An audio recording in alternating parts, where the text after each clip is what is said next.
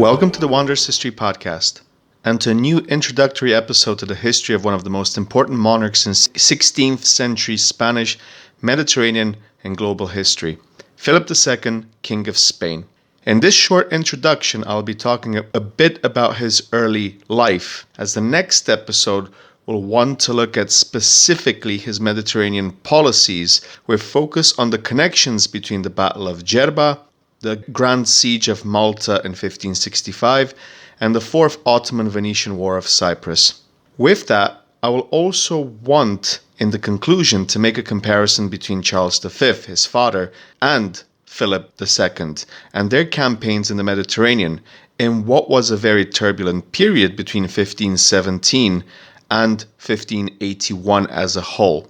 Before we continue, I'd like to remind you to please hit that subscribe button to make sure you never miss any new material from the podcast. Let us resume. First of all, before we begin, I would like to recommend to those interested in the history of 16th century Spain, and more precisely the history of Philip II, I would like to recommend the work of Professor Geoffrey Parker, which includes The Grand Strategy of Philip II, but also Imprudent King, A New Life of Philip II, among with other books and articles written by him. Also, as always, one of my favorite, and in my opinion, one of the best and most complete works on early modern European and Mediterranean history is Fernand Braudel's The Mediterranean and the Mediterranean World in the Age of Philip II, volumes 1 and 2.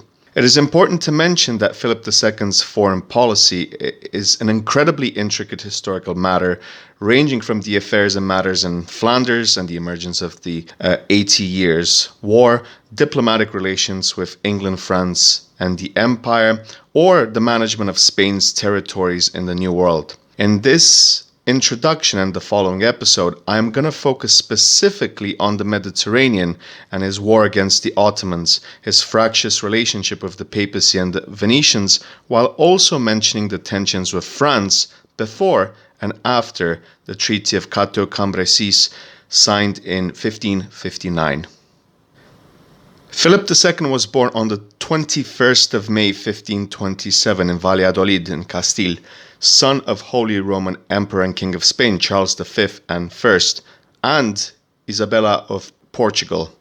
Unlike his father, Philip preferred to remain in his familiar Spanish surroundings. After the abdication of his father Charles V, who split the vast Habsburg Empire into two, it would be Spain to be ruled by Philip and the Holy Roman Empire by his brother Ferdinand.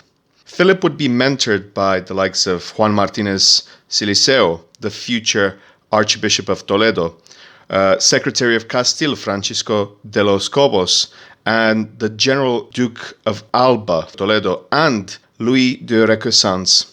Philip II's exercise of power began at the early age of 16 in 1543, when Charles appointed him regent of Spain. In 1554, he became King of Naples, and in 1555, ruler of the Netherlands. It was a gradual transition into power, one which would also include the rule over an extensive empire in Central and South America, which was further expanded in 1580 with the outcome of the Portuguese War of Succession, and Spain gaining a lot of Portugal's possessions. With the abdication of Charles V, followed shortly by his death in 1558, Philip II afterwards became one of the most important monarchs of the time, with the Treaty of Cateau-Cambrésis confirming Spanish dominance in most of the Italian peninsula. Philip looked at defeating one of the most important enemies for himself in Spain in the Mediterranean, which were the Ottomans. Up until 1560, there were two spheres of influence, partially resulted from the outcome of the Third Ottoman-Venetian War and the Battle of Preveza in 1538. The Eastern Mediterranean would be under the influence of the Ottomans, which put Venice's Commonwealth, including Cyprus, Crete, Tinos, and many other islands in the Eastern Mediterranean, at constant risk. In the more western parts, we had Malta, Sicily, Tunis between 1535 and 1574, but also most of the coast of the Italian peninsula, all under Spanish control and or influence. However, the result of the Battle of Djerba in 1560 would change the balance of power in the Mediterranean and put Philip II on the defensive against the Ottomans. In the next episode, we will look at the Battle of Djerba, the aftermath, and the links of the Great Siege of Malta and the Fourth Ottoman-Venetian War of Cyprus, talk about the strategy and so-called prudence of Philip II, and how his actions ultimately shaped the second half of the 16th century Mediterranean. Thanks for listening to this brief introduction episode, and remember to subscribe to the channel if you haven't done so already to make sure you never miss any new material from the podcast. Until the next time, all the best.